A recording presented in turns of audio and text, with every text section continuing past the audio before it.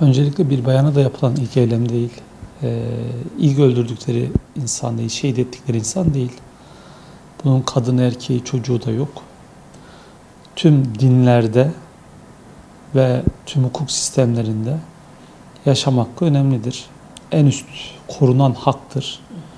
Ama Filistin topraklarında işgalci İsrail rejimi açısından oradaki Filistinlilerin, Müslümanların ya da Rachel Corrie gibi Müslüman olmasa da insani sebeplerle orada bulunan kişilerin yaşama hakkı yoktur. Bunu kendi ya dinlerinden ya hukuklarından nereden alıyorlarsa alıyorlar. Ama bizim anladığımız anlamda bu kabul edilebilir bir hak değil. Uluslararası sözleşmeler bağlamında da dünyanın geldiği nokta anlamında da bu böyle. Ancak akan kan bir Müslümanın kanıysa bir değeri yok. Bunu da bilmemiz gerekiyor. Hukuken bunu nereye koyacaksınız? Cinayettir. O ateş eden kişi de, o emri veren kişi de, oradaki görevlilerin hepsi suçludur. Yani kameraların önünde gerçekleşiyor. Bir suç var, bir kişi öldürüldü. Bunun yargılamasının yapılması lazım. İç hukuk anlamında ya da uluslararası hukuk anlamında. İç hukuk anlamında yapmayacakları kesin. Uluslararası hukuk anlamındaysa BM kararıyla 48'de kurulan sözde bir devlet var ortada.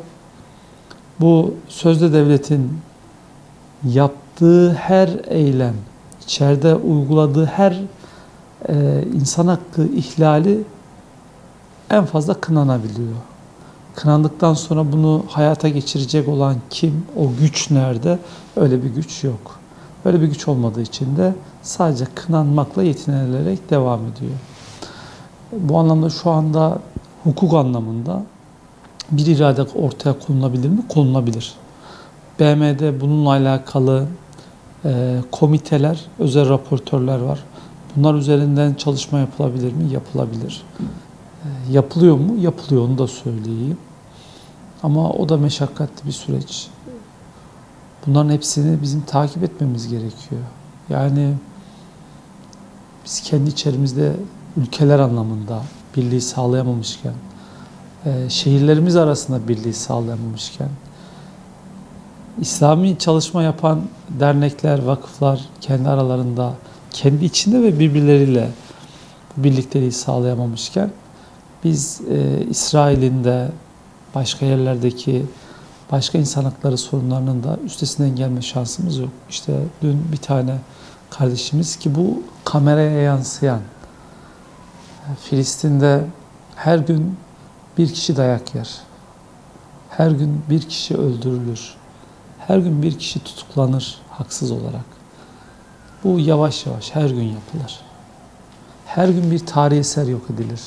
Yok edilen Osmanlı eseridir. Osmanlı tarihinin eseridir. Niye? Tüm izleri silmeye çalışırlar.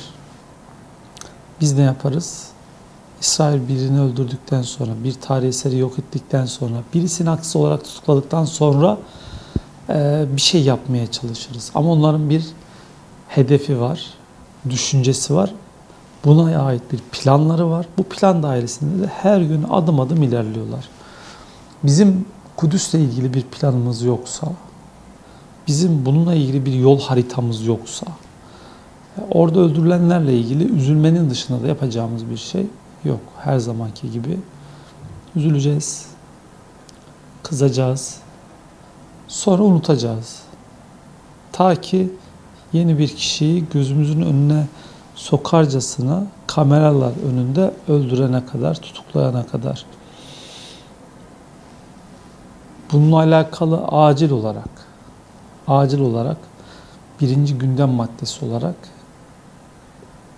İsrail özelinde, Kudüs özelinde, Mescid-i Aksa özelinde insan yaşamını önemseyen herkesin bir araya gelmesi gerekiyor. Aksi takdirde ne Suriye'deki sorun bitecek, ne bölgedeki sorunlar bitecek, ne BM tarafından kurulan ve hala devam eden Filistinli mültecilere dönük komisyon ortadan kalkabilecek. Sadece İsrail'in sebep olduğu sorunlar bunlar. Bu meseleyi çözmenin yolu bu. Bir araya gelmek. Bir plan dairesinde ne yapılacağını konuşmak. Ama bunun için bizim o kadar çok işimiz var ki ona sıra gelmiyor. Sıra gelmediği için de işte öldürülen bir hanımefendiden sonra ancak üzülebiliyoruz, bunu yapabiliyoruz.